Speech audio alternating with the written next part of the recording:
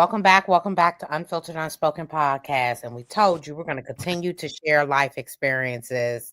We have another amazing guest with another testimony that will hopefully help someone that is watching this. We want to welcome Melissa Evans to Unfiltered, Unspoken podcast. Hey, Melissa, how are you? Hey, I'm doing well. How are you? We're good. We're good. Look, I'm speaking for Sid. I'm like, we're good. um, if you could come up, Melissa, and introduce yourself, and then City Sid, as you know, is going to kick off that first question. All right. So, hello, everybody. My name is Melissa. And the reason why I decided to come onto this podcast is because I have gone through a lot of things in my life. I've gone through a lot of traumatic experiences, and I've finally found my voice. And I would like to take all of the wisdom and knowledge that I've accumulated and giving it back to other people who might be going through some really tough times, and they just kind of don't know how to navigate and find their best selves. So I'm just taking the pain and I'm turning it into purpose. Well, thank you again for being here with us today. We do always like to start with our guests, asking about the very beginning, childhood, adolescence. Tell us a little bit about your home life, home structure, what it was like growing up, and if you experienced any traumas in those years.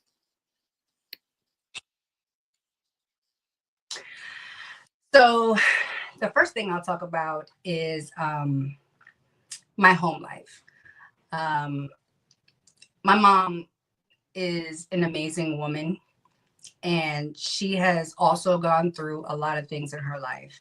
And it wasn't until I became a mother myself that I finally understood what it was that she was going through. But it was rough growing up. My mom was going through a lot of depression and anxiety. She was going through a heartbreak. She married my father twice.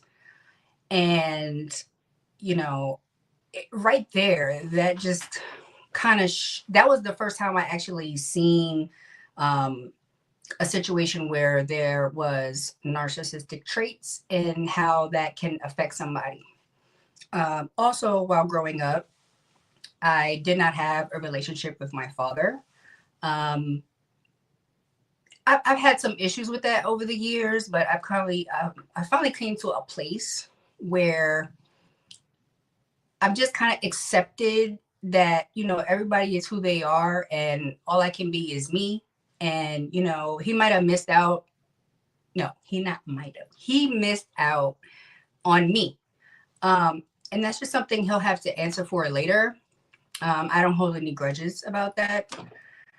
Um, and then just the family dynamic, I watched my grandmother, suffer for years. And I think that was the first time for real that I kind of took on, seeing what it was for women back then, who were kind of just staying in relationships that were extremely unhealthy, feeling like they were trapped and they couldn't get out. Um, when I was 4 years old, I was molested, and that man, he yeah, it went on till I was about 12, which was the last attempt. So my innocence was taken early, and he wasn't the only one. There was multiple people, male and female, that took advantage of me. And I guess that's where I started having that feeling that, I needed, this outside validation, because that's what made me feel important, like somebody wanted me. And just growing in a household where I felt like I really didn't have much of a voice. And I was starving for attention, basically. Um, so I was a straight A student, Okay. Hey, and Melissa. my brother Melissa. was. Oh, sorry. I'm gonna Mhm. jump in really quick. I'm gonna jump in really quick because we don't want to go too far. So I'm gonna come back and then we'll move up a little bit, if that's okay. Um, if I can go back. Okay, I'm nervous. Sorry. Oh no, it's fine. We don't want you to go too far. We want to catch you. Okay. So I want to go back a little bit because you watched two important women in your life go through some, I guess, abuse in front of you, and we always try to talk about childhood traumas affect adult decisions. Are you okay with talking about that? Some of the things that affected you watching two women that you looked up to go through abuse.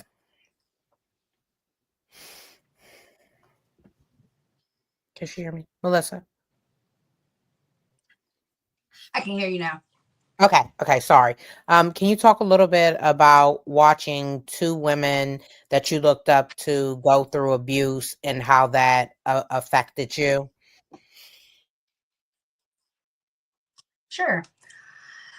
Well, when it came to the relationship with my grandmother and my grandfather, um, I knew that something wasn't quite right. The way that, he would speak to her and the way that he would treat her. And um, she would just seem very like quiet and submissive. Now, there were times when, she did respond, but um, I guess watching that, even though I kind of knew there was something wrong with that, affected me in the long run. And when it came to my father and my mother, I didn't see a lot of what transpired, but I did hear about it, and I did hear both sides of the story. Um, that relationship was traumatic even for my brother because he was abused physically by my father. So yeah, I believe that these two things are what kind of shaped and molded my understanding of relationships. Definitely understood. Um, as I've talked to other people, we have talked to other people, that have been molested in the past or as kids, it usually has happened more than once, different people. Now, was this a situation where, these people knew each other or were in contact with each other, or is it something, just kind of like on your being that kind of outwardly express that you are vulnerable, that you may not have spoken up for yourself? Like, what do you think it is that made you an easy target for them? Um, I feel like, so first of all, it was family. Um, all of them were family. And I guess so the reason why I didn't speak up was because I thought I was going to get in trouble. And as we all know, there's people who groom people, and there's like the hush hush, don't say anything, and then you kind of feel like something wrong is happening, but you're not too sure because you're young, and you're just afraid to get in trouble. Um, I froze. It's hard to talk about it. No, you're good. Okay, It's hard to sorry. talk about it. Yeah. No. Can you just repeat the question, Sid? Or sort Yeah. of like breakdown? What is it? Do you believe, that they were talking to each other, about what they were doing to you, or, that kind of like you were easy pickings? Or what is it that you think that made them decide you were an easy target?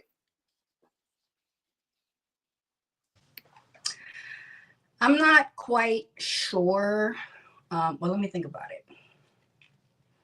I think I might have been an easy target because I was pretty shy and reserved when I was younger. I was inquisitive. I wanted to know a lot, but I was silenced a lot as a child. I was told to shut up quite often, and I just kind of felt like wherever I was, I wasn't really wanted.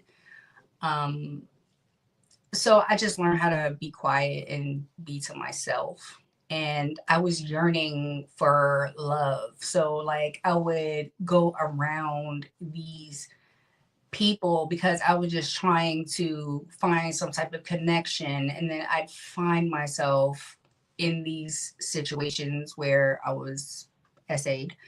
And I just didn't know how to speak up.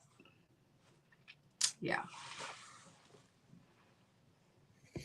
And you said this went on from 4 to 12 years old. My question is, Yeah. did your mother see any signs or any changes within you that would say something is not right with my daughter? Like, do do you feel like you were unprotected? No.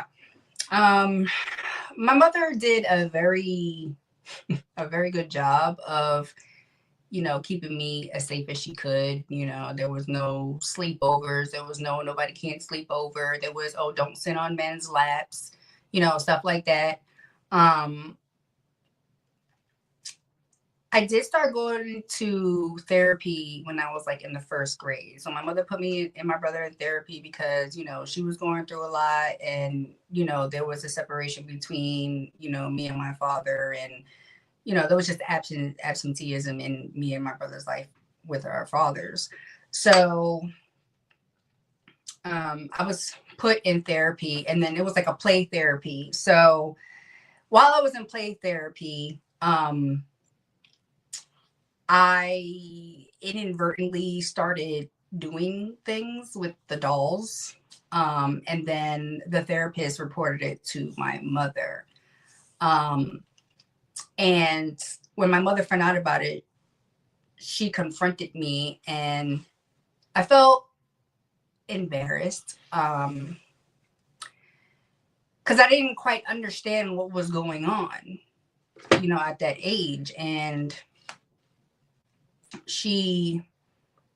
I felt really embarrassed. I felt really embarrassed. And, I told her later on in life, like, hey, like when I finally came out to my mother and I told her what had happened to me when I was younger, then she started to understand why I was doing the things that I was doing when I was a child. So she didn't understand it at the time. Now, has she, confronted any of these people, whether it be the men or women, or have you, at any point spoken to them about what happened, or, pretty much got your issue off um, regarding what happened to you in the past? Yeah, so it was about 2012. I remember it was the winter of 2012. And I was, I guess, in some aspect, awakening. My voice was starting to come about. Okay. And I had a lot of questions because I had been dealing with depression and anxiety for years before 2012. Like most of my teenage years is where it kind of all started, with the things I went through then.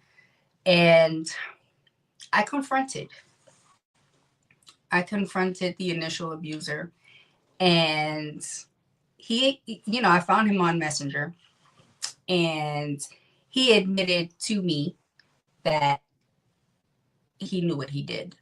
And his response to me was, well, it happened to me.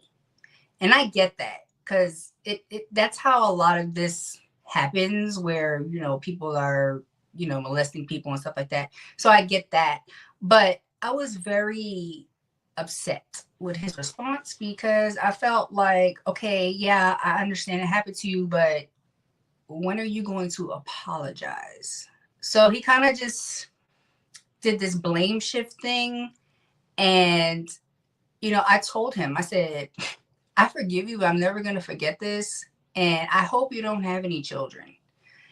And I found out later on that he had actually done this to another girl who lived next door to him in his building. So the part that really pissed me off was he decided to then block me on Facebook Messenger. So his picture was no longer there. His name was no longer there. And I was like, man, like this evidence that is proving what I've been saying all these years is erased. So what I did was I copied and pasted it into my, into my Gmail because I wanted to send a copy of it to my mom, even though his name and picture wasn't there anymore. And don't you know, the timestamp popped up, his name popped up, everything.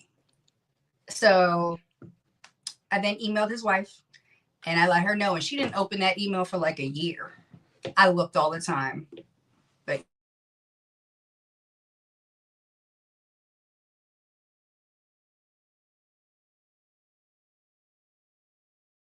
and it took her about a year to open it.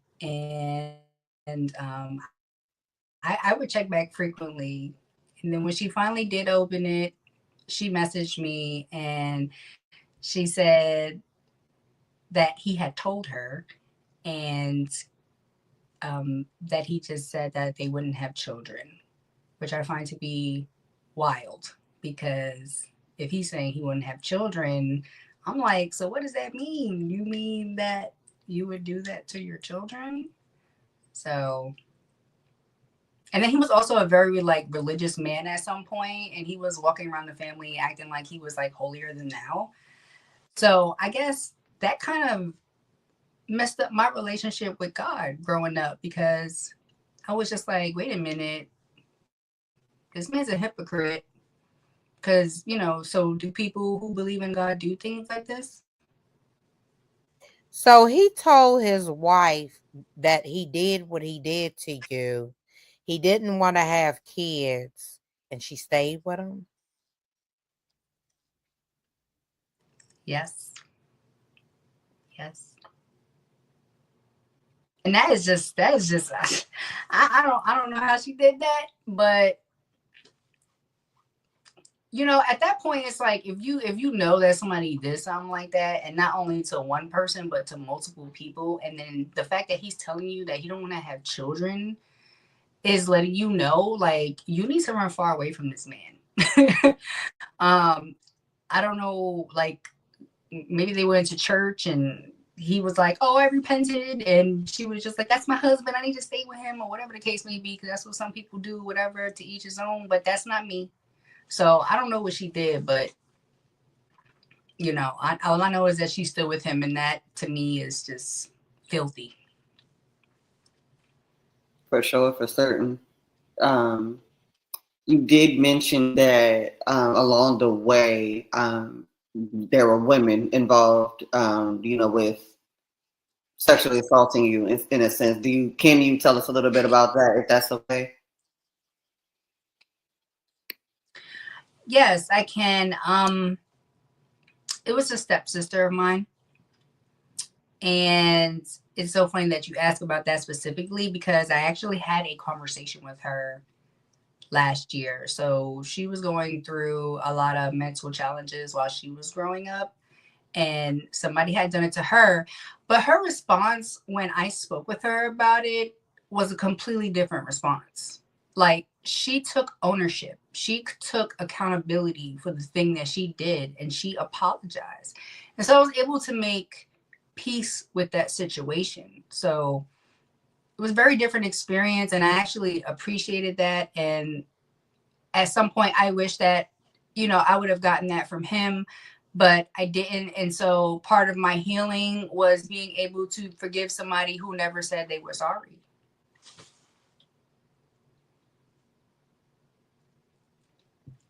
Can I ask how many people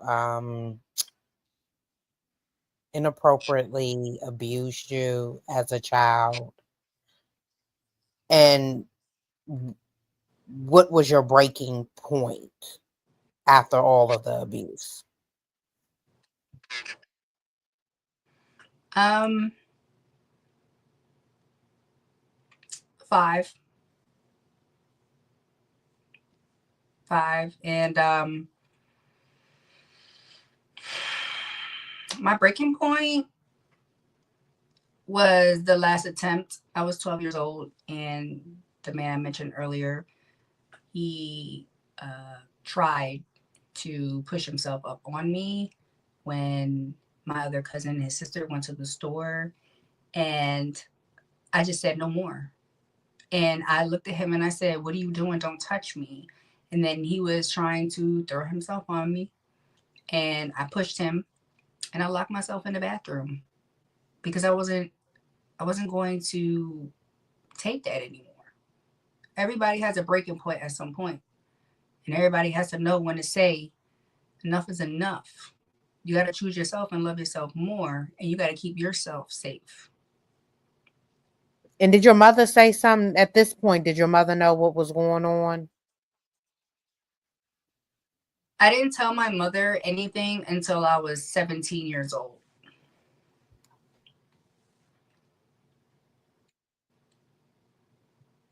Jeez. And as this was going on, what you say about 8 years or so, what is your, mind frame like dealing with that on your own? How are you doing in school? What is your temperament like? Like what is adolescent Melissa going through at this point, dealing with all of that?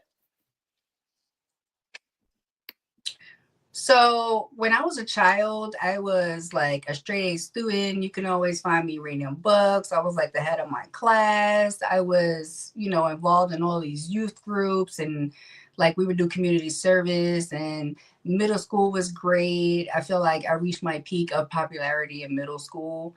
But then once I started hitting puberty, and us women, what happens. Um, that's when I started clashing with my mom. And that's when I started acting out. I started rebelling. It wasn't so like, you know, it was kind of left field, honestly. Like it was like a switch went off, and all of a sudden, like me and my mother were like this. And it actually led to my mother placing me out of the home when I was 14 years old. And that was the start of a spiral for years. So, And going through this, dealing with depression and anxiety, how did the abuse affect you, if any? And it may have not, in school, around your friends, having relationships. so I was fine up until middle school. And then once it was time for me to go to high school, so I grew up in New York City. And in New York City, you can live in a borough, but when you go to high school, you do have a zone school, but everybody literally just kind of goes to all these different boroughs. And when I started high school, I was like highly anxious. I was to myself. I was having a really big change, like an issue with the change. And then I was taunted by the boys at school because I was having a conversation with one of the girls one day, and we were sitting at the lunch table, and the boys, they had their backs to us. She was a 14-year-old girl, and she was telling me that she was dating a 27-year-old man. And she was telling me about all the things that she had done with him sexually. And at that point, like I was still a virgin. I hadn't done anything. And one day I was sitting in Spanish class, and this boy behind me, his name was Jarrell. He was sitting behind me, and he kept kicking my chair. And I turned around and I said, "Can you please stop kicking my chair?" And then he said, "Shut up. That's how you suck." And then like the whole class erupted. And then that just started like this whole terrible high school journey. Like they would line up outside and it was like I was walking through a Soul Train line. And they would taunt me, and then I didn't want to go to school anymore. And I ended up leaving high school when I was 16 years old. I signed myself out and I went like within 30 days and got my GED. It wasn't that I wasn't academically strong. It's just that I was not very social. That was the issue.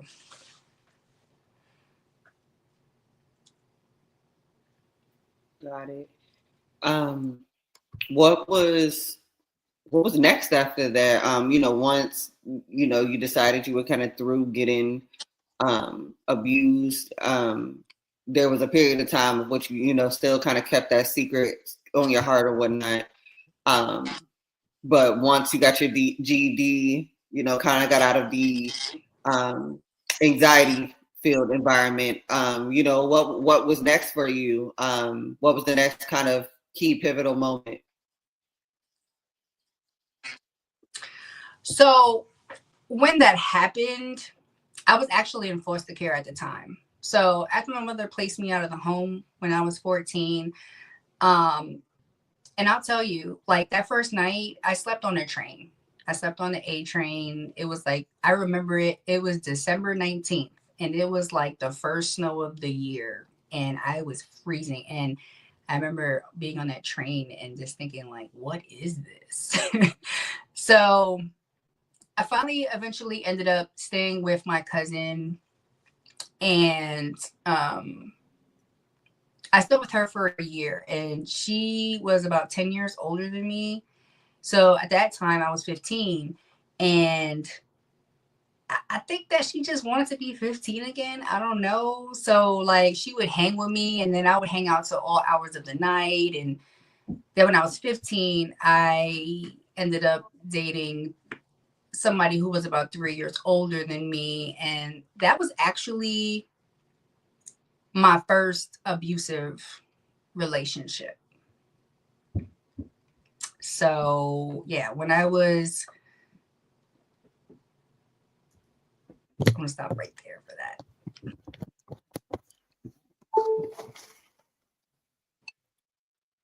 Sorry. So you said at the age of 14, your mom put you out. Why would that's young? What caused y'all to go through a difference where she put you out?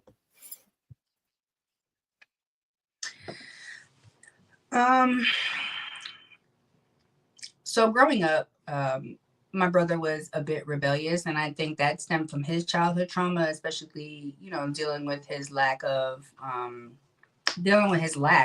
his father being in his life, and also the physical abuse that he endured with my father, because he's 4 years older than me, so he recollects what happened. So my mother went through a lot of difficulties with my brother in the home, and he had just moved out, and so it was just me, right? And so she started like zeroing in on me more, and because I was going through so many changes and I was so anxious about high school and I didn't like it, I decided, that I just wanted to hang with my friends, sometimes, and I cut school a couple of times. And this one particular time I got picked up by the truancy. I was actually like 3 blocks from the school, but I was like 3 hours late. So my stepfather at the time, he was a New York City school safety officer. So as soon as I got picked up, he got the call. When I got home, my mother was furious. And I think it was more because she was afraid that I would start acting out and misbehaving like my brother did. And like I said, she's always dealt with depression and anxiety and so I felt like that was kind of the catalyst, or maybe the reasoning why, she decided that, she didn't want to deal with it. And I mean, it was a very intense moment. Um, you know, it was just really intense. And, I can still see that moment in my mind. And, but I've forgiven my mother. And, there's always two sides to a story. So she has her account of it and I have mine. But we've come to a mutual understanding that the past is the past and it happened and we both learned something from it. And, this journey that I'm on, this healing journey that I'm on, I'm actually able to teach my mother some things, and I think that is precious. I love that.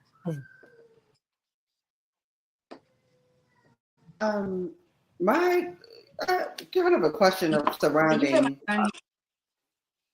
I'm sorry. Can you hear my son? Oh no, you're fine. You're fine. You're fine. We get a lot of interruptions, so that's a part of your life is family. Okay. So yeah, That's you're okay. Right.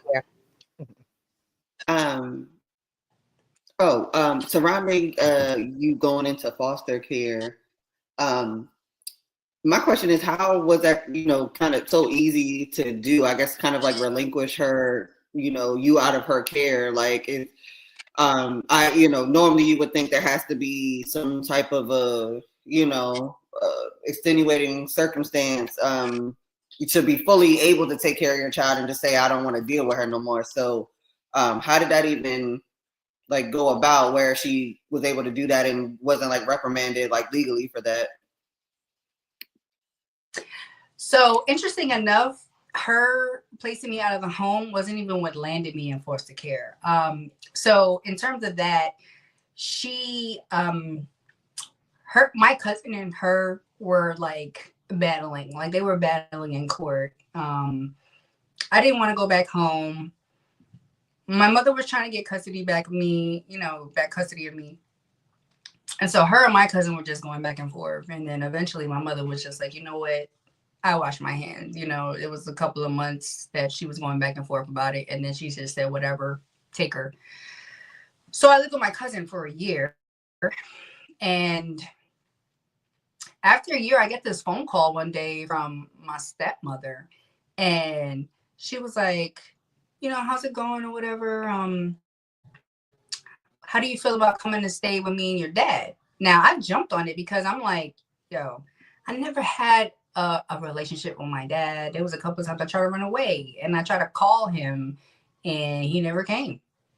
So it was like, oh, this is finally my opportunity to go stay with my dad. And I stayed there for a year. And then me and my stepmother, she was a bully. To be quite honest with you, she was a bully. And like, I have other people that have said the same thing about her. And I won't get into that because I want to, protect, those people's privacy when they want to tell that story. But she was a bully.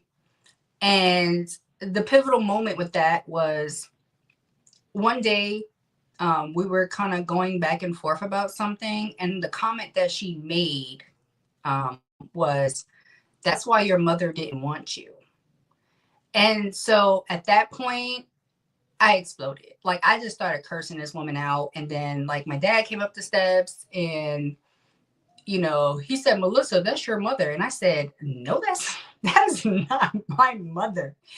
And she basically told me that I needed to get out. So I went back to my cousin's house. And then they didn't want me to stay with my cousin because my cousin wanted custody of me. And she point blank told my cousin, like, no, if she stays with you, we keep custody of her because we want to be able to claim her on the taxes and we're not willing to pay child support for her anymore.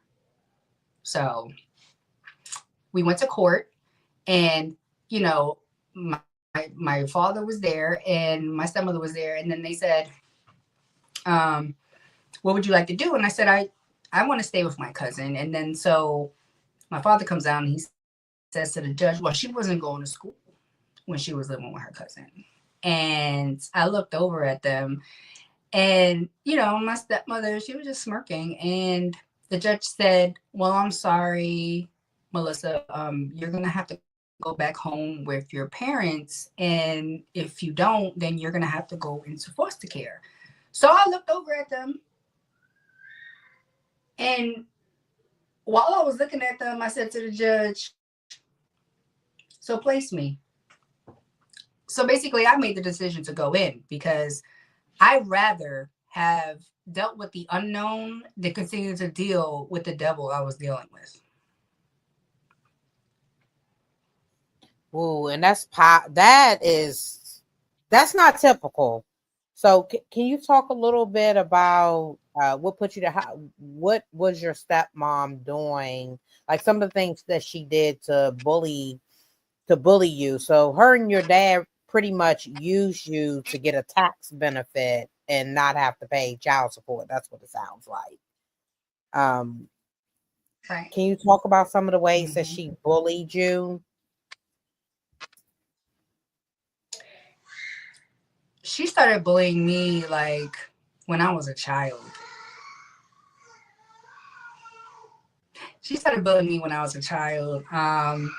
Like I used to be like deathly afraid of Halloween masks. And she had one in the house, and she used to like randomly scare me with it. Or like if she would make me some food, like she would make me like cream of wheat, and it would be like lumpy, and they would get water bugs in the house. And then like I would be like in the middle of eating the food, and she's just like, you know, there's a water bug in your food, right? And it was all just like really subtle things. Like, so when I would go visit my dad's house, in the occasion that I actually did, when they actually picked me up, and I wasn't sitting at the window waiting for them, and they never came.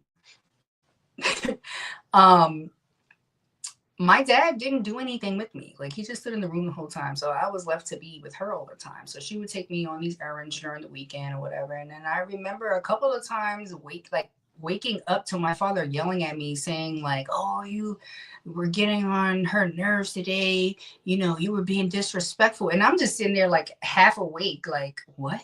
Like, I thought the day was fine, you know? And then so when I lived with her again, like, she was always just kind of nitpicking at me, and then she would say like uncomfortable things to me sometimes. Like she would say like, oh, why don't you just be yourself? Why do you always act? You know, it was just like she would just nitpick at everything. And she asked me about like, because at the time I wasn't a virgin anymore one time, and she asked me like, oh, so I know you've had sex before. Like, how was it? Did you enjoy it? Do you like girls? And so at that time of my life, I did. And I said I did. And then she started confiding in me, telling me that she liked them too. And so I was getting that stranger danger icky feeling. I was like, hold on a minute, because it felt really similar to things that I went through when I was a child with the other stuff. So I always wonder like if that would have went any further. And I was just extremely uncomfortable, and it was just an array of things that she did. And I think she's a narcissist, honestly. Because female narcissists do exist. But I'm happy I'm away from her. Because she wasn't a good woman. Yeah. You sure don't sound like it. But you were going into earlier. You were going into, once everything was said and done, you found yourself in your first abusive relationship. So tell us a little bit about how that transpired, how that took place, and what came about. So it was just the bad boy image, honestly. He pretended like he was just like so interested, because I had like this innocence to me, right? So he pretended like he was just so interested in the little innocent things. Like I wanted to start rapping, and I would write my little rhyme book or whatever, and he would act like he was interested in it or whatever. And then like I started liking him, and he was involved in illegal activities at the time. And, you know, he would get me things, he would buy me things and stuff like that. And I started feeling like somebody actually cared about me. So it wasn't until like 2 years into the relationship that, you know, he started putting his hands on me. And to this day, like, he doesn't want to admit that it was an abusive situation. I had finally fled from him. It was just like one night where I was just, I told myself, I was like, look, it was the morning, I remember. I told myself, you know what? I'm going to have a conversation with him tonight, and I want to see if anything is going to change. Is he going to keep going forward, you know, with these issues that we had? Because at one time I started dating somebody else, and like that crushed him. But it was mainly because, one, I was a teenager, and two, you know, he wasn't really treating me right. So we had the conversation, and I just knew right then, like, I need to go. So as soon as he pulled off, I looked out the window, I saw he pulled up, I grabbed all my stuff, and I found my way to the bus station and went back to New York City.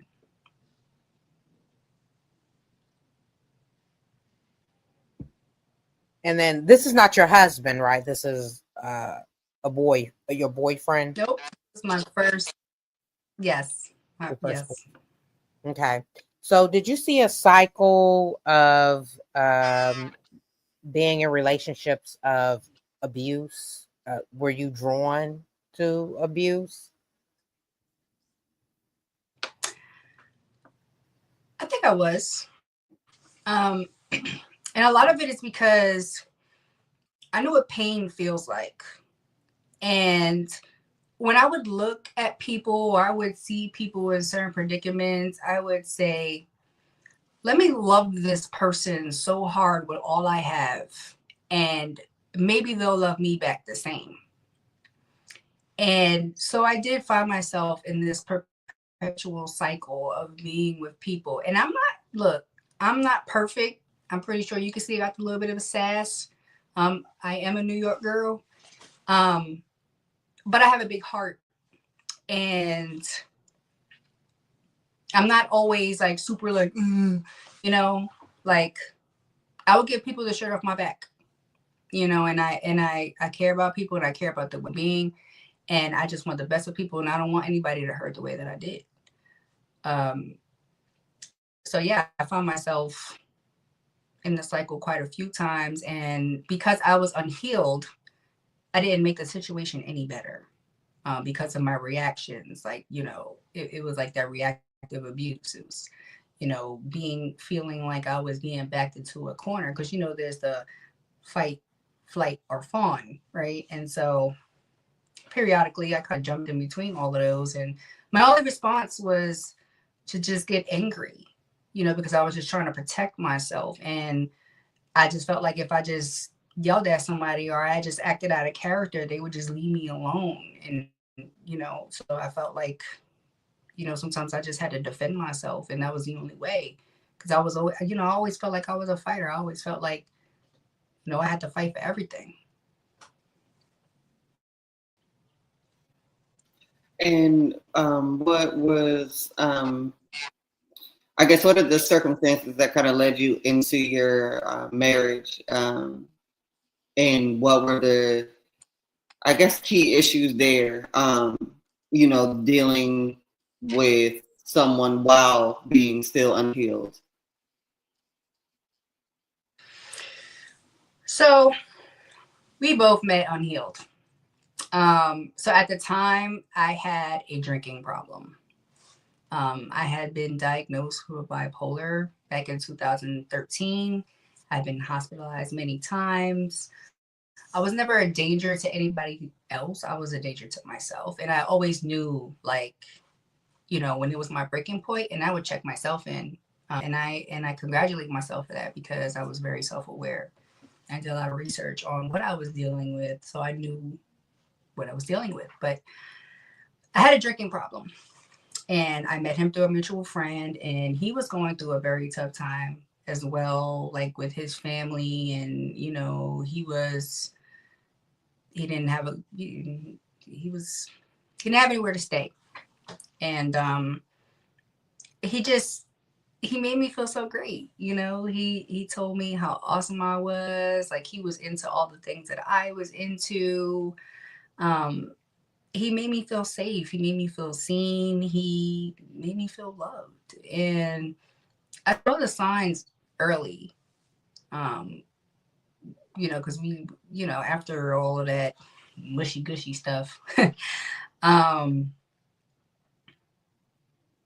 I saw the little red flags. I saw the behaviors. I saw how he reacted to conflict. I saw how he spoke to other people, and other people were trying to tell me, like, I don't like the way that he's talking to you. I don't, and but in my mind, all I can remember is everything that he told me that he had been through. And because I was at a point in my life where I understood myself a little bit more, um, I just knew, like, I gotta help him. Like, I gotta be there with him. Like, let's do this together. And that just led me down a very slippery slope. Can you talk a little bit more about the slippery slope and some of the things that you went through? And I guess we try to, because we go through a lot of things when we're in a domestic situation. What are some of the things that occurred, and just to make you realize that maybe you have made the wrong choice? So we got married quickly. It was 6 months after we met, and it was like a whirlwind because, you know, I was dealing with mental health issues and stuff, and I wasn't taking care of myself. I wasn't taking my medication. And so, you know, I had told him, I was like, and he was younger than me. He was 7 years younger than me. And I typically do not date anybody younger than me. But he posed himself as somebody who had it together, and he was wise. And, you know, I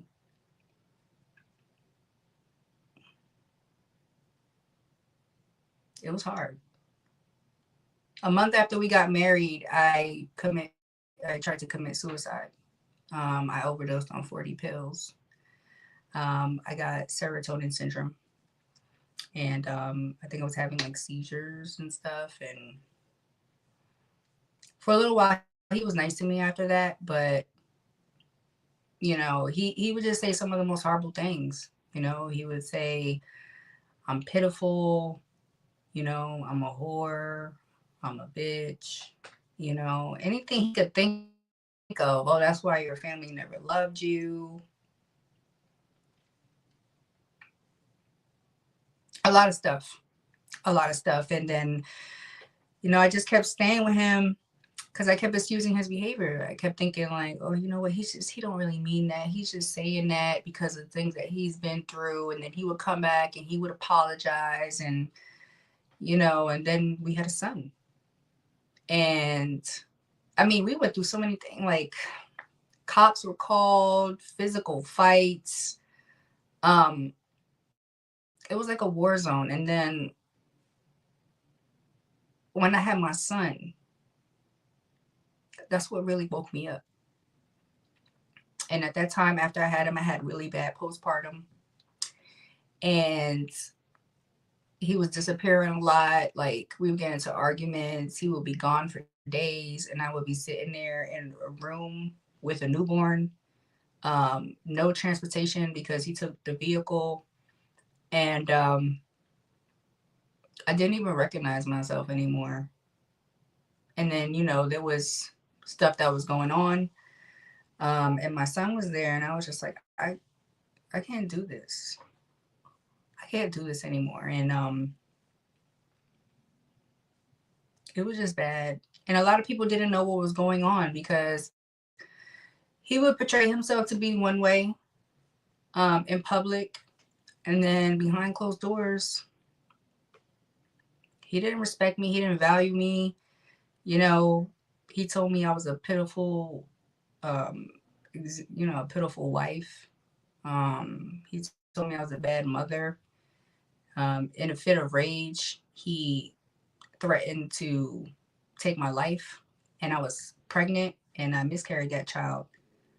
Um, yeah, he threatened to take my life, while I was locking myself behind the door, and then told me like, this is your fault. He called me a murderer because I had a miscarriage right before that. Um, yeah. Now, somebody, like that already to me kind of sounds unstable in a sense. So how, um, dealing with somebody like that, how do you make that move to leave? I guess I would say the safest way possible. What was your game plan for anybody listening and kind of, going through things like that? How were you able to leave, or what was the kind of best course of action to keep you and your son safe, but to, also get out of that situation? So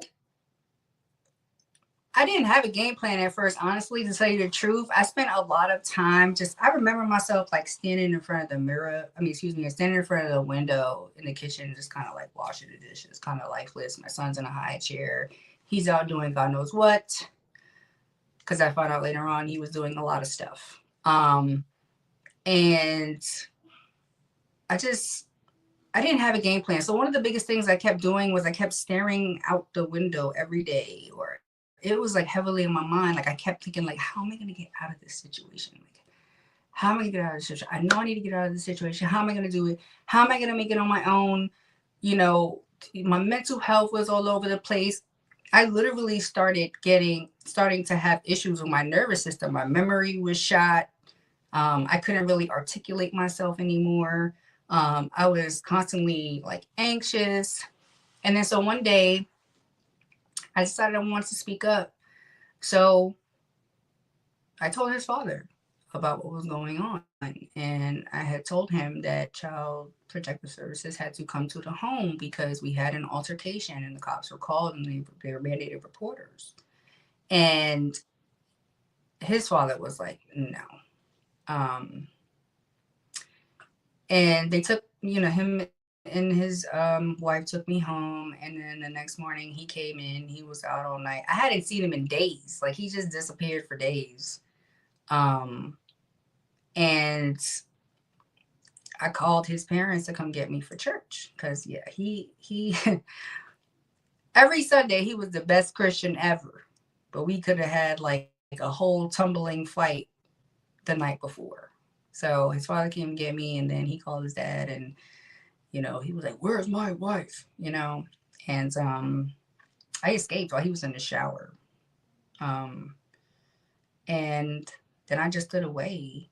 I ended up getting a protective order against him, and I was afraid. I was afraid that he was going to retaliate. I was afraid of what he was going to do. Because he was just he was unhinged a lot of the time. And he knew he had issues, and I was trying to get him to go to marriage counseling with me. I was trying to get him to go to therapy with me. I was really, trying to encourage him to take his medication because, like I said, I had my own mental health stuff going on. And he just didn't want to admit that he had an issue. And then sometimes he did, but he didn't want to take his medication. And, I couldn't deal with it anymore. Especially when you're trying to put a whole bunch of effort into a situation, and then the person doesn't want to reciprocate. They don't want to work at it. They don't want to try. And you're just sitting there beating a dead horse. Like it's not plausible to stay in a situation like that. So yeah, I got out. I got an order of protection. And when I left, I found out that there was infidelity going on with a lot of different people. And one of the women actually reached out to me. Because she sent me a video of him acting crazy with her. And then she said, "Is this familiar?" And she told me what he was planning to do to sabotage me. She told me that, she wanted to make sure that I knew everything because, she she said that, "Oh, your son shouldn't be around that monster." She told me that she had just got with him because she had nowhere to go at the time, and um all this stuff. Like, she tried to act like she was my friend. She told me he had a firearm. She told me that all the plans that he had for me and stuff like that. He ran up 26 speeding citations in the truck that was registered under my name. He sold all my belongings. He had her wearing my belongings. It was like a whole traumatizing experience. Hold on, wait a minute. You say he sold your stuff. He had the girl wearing your stuff. Yes. I Did saw you ever get pictures of your her truck back? online. No, when I left, I went with the cops to the house. It was on Thanksgiving, and I already had the protective order against him. And I literally went in there, got all my important documents, my guitars that my uncle gave me, the plaque that I had for my uncle because he passed, and my important stuff, and I bounced. And I left all my stuff there. And so, like, shortly after, he got with this woman, and I seen pictures of her wearing my stuff. And I brought that up to her when I spoke with her, and I think she didn't really like that, but because then after that she didn't really talk to me no more, and I really don't care, and I don't care what they doing, honestly, because I'm living my best life right now. So, and I laugh at pain, Yeah. So his parents saved you, pretty much. They did in the church. That's awesome. That's They spoke awesome. up for me. Because you Yeah. usually get the opposite where parents are taking up for that person. So God was definitely on your side. I lived with them. I lived with them for like a year, and they took care of me.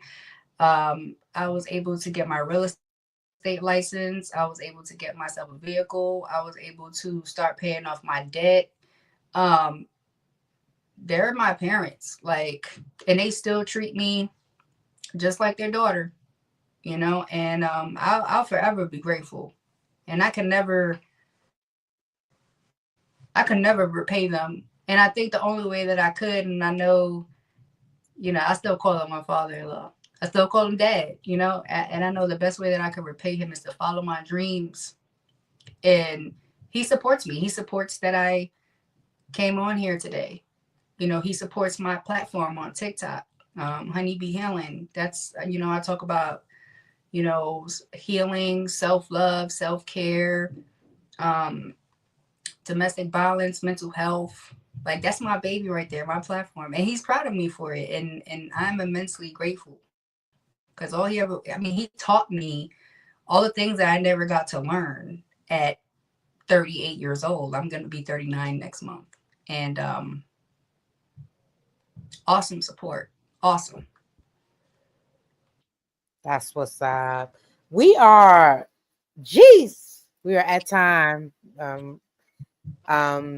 We're at time. I want to leave off. Thank you so much. We really appreciate you, Melissa, and the transparency and taking accountability too, because a lot of people, they just can't take accountability, and that is strength. So God bless you there. I just want to leave. Can you give the audience advice, or not advice, or through your life experience of dealing with someone with mental health issues, why they should leave and not stay?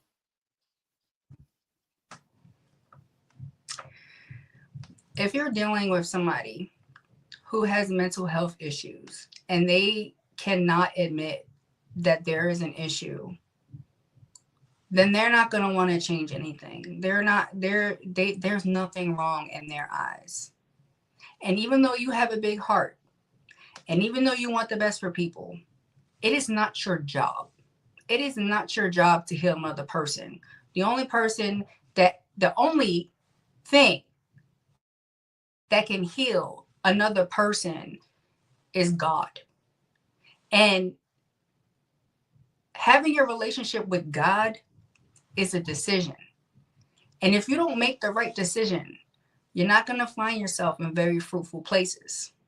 And, to all you out there who are trying to hold on to something that you think you need, you don't need it. If you think that you can't make it, because a person might have told you that, yes, you can.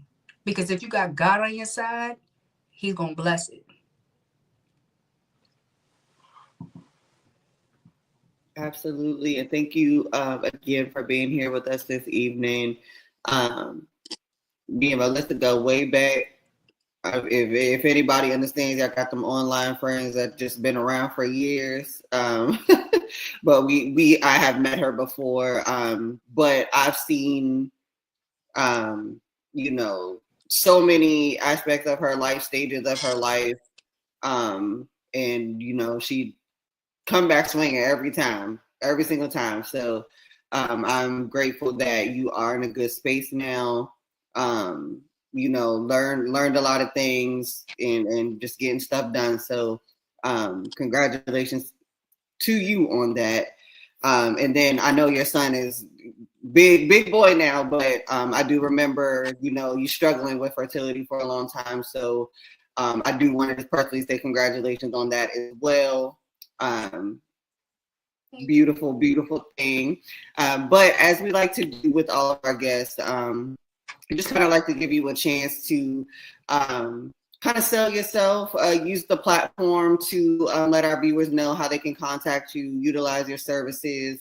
If there's any certain projects or anything you want to advocate for, you have the floor. You can let everybody know.